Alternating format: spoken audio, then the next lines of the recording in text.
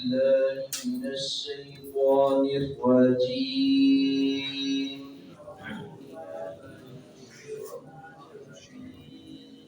بسم الله الرحمن الرحيم. ولهم فيها منافع ومشارب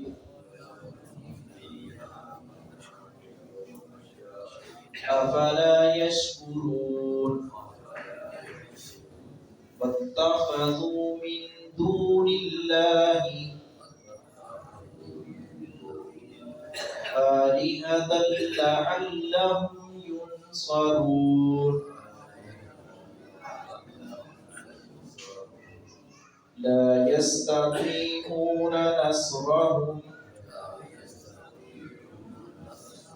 وهم لهم جند محضرون.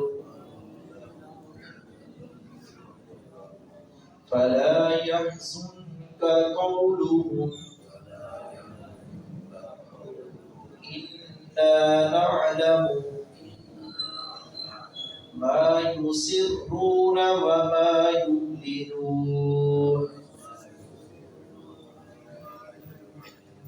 खालिक़ कायनात ने अपनी कुदरत कामिला का तज़किरा किया है।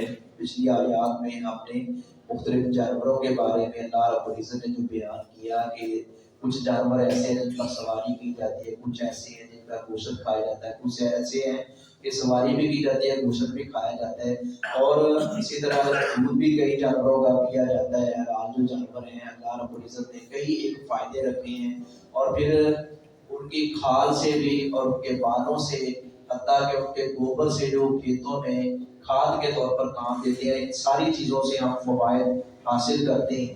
अल्लाह रब्बुल इज़्ज़त ने फरमाया कि इतने फ़वाइद हासिल करते हो, तुम्हें चाहिए कि तुम अल्लाह रब्बुल इज़्ज़त का शुक्र अदा करो, उसके शुक्रगुज़ार बंदे बनो, और ये अल्लाह रब्बुल इज़्ज़त की मार्फत हासिल करो, और उन लोगों को जो अल्लाह के सिवा